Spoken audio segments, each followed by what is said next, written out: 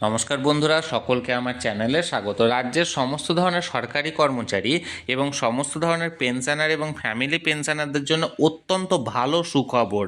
তারা খুব শীঘ্রই দুটো সুখবর পেতে চলেছে। এই দুটো সুখবর কি এবং এই সুখবরের ফলে রাজ্যের সরকারি কর্মচারী এবং পেনশনাররা কতটা উপকৃত হতে পারে, সকল কিছু নিয়েই আজকের ভিডিওতে বিস্তারিতভাবে আলোচনা করব। ভিডিওটি অত্যন্ত গুরুত্বপূর্ণ, তাই প্রথম থেকে শেষ পর্যন্ত অবশ্যই ধৈর্য সহকারে দেখবেন এবং ভালো লেগে থাকলে অবশ্যই একটি লাইক করবেন এবং সকলের সঙ্গে শেয়ার করবেন। আর সেই সাথে এই চ্যানেলে যদি প্রথমবার হয়ে থাকেন এই রকমের ইনফরমেটিভ ভিডিও আরও দেখার জন্য যারা এখনও পর্যন্ত এই চ্যানেলটিকে সাবস্ক্রাইব করেননি তারা অবশ্যই চ্যানেলটিকে সাবস্ক্রাইব করে নিতে ভুলবেন না। তাহলে চলুন রাজ্যের সরকারি কর্মচারী এবং পেনশনারদের জন্য কোন দুটি সুখবর আসতে চলেছে সেই ব্যাপারে আমরা বিস্তারিত জেনে নিই। আগামীকাল অর্থাৎ 5ই ফেব্রুয়ারি সরকারের বাজেট পেশ করার দিন, অর্থাৎ এই দিন পেশ করতে চলেছে আমাদের পশ্চিমবঙ্গ রাজ্য সরকারের তরফ থেকে রাজ্য বাজেট। এই বাজেটটি সমস্ত ধরনের সরকারি কর্মচারী এবং পেনশনারদের জন্য দুটি সুখবর আনতে পারে বলে সংবাদপত্রে প্রকাশিত হয়েছে।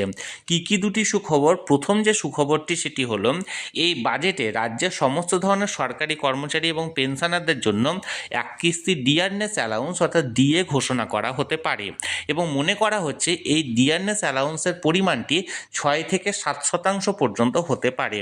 এবং এর পরের যে সেকেন্ড সুখবর অর্থাৎ দ্বিতীয় যে সুখবরটি সেটি হলো রাজ্যের সরকারি কর্মচারী এবং পেনশনারদের জন্য পে কমিশন অর্থাৎ সপ্তম বেতন কমিশন গঠন করার কথা ঘোষণা করা হতে পারে। বর্তমানে সরকারি কর্মচারী এবং পেনশনারদের জন্য রাজ্য সরকারের তরফ থেকে ষষ্ঠ বেতন কমিশন লাগু করা হয়েছে এবং এই ষষ্ঠ বেতন কমিশনের সময়সীমা হচ্ছে 1 জানুয়ারি 2016 থেকে 31 ডিসেম্বর 2025 পর্যন্ত, অর্থাৎ 10 বছরের সময়সীমা এক্ষেত্রে ধরা হয়।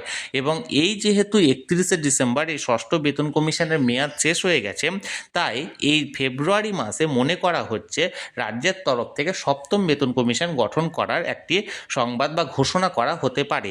তার পাশাপাশি দুটি সম্ভাব্য কারণ এখানে উঠে এসেছে।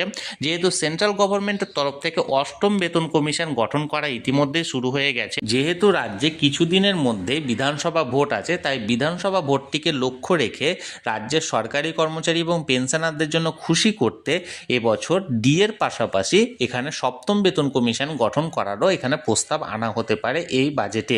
এবং মনে করা হচ্ছে যেহেতু এর আগের বাজেটগুলিতে 4% হারে ডিয়ারনেস অ্যালাউন্স ঘোষণা করা হয়েছিল, কিন্তু যেহেতু এবছর ভোট আছে বিধানসভা ভোটের কারণে এবছর এই ডিএর পরিমাণটি 6 থেকে 7% পর্যন্ত ঘোষণা করা হতে পারে।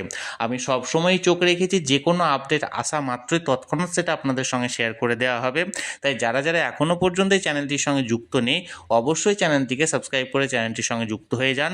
আর এই ভিডিওটি ভালো লেগে থাকলে অবশ্যই একটি লাইক করুন এবং সকলের সঙ্গে শেয়ার করুন। আর সেই সাথে চ্যানেলে প্রথমবার হলে অবশ্যই চ্যানেলটিকে সাবস্ক্রাইব করে রাখুন। ধন্যবাদ, দেখা হচ্ছে পরের ভিডিওতে।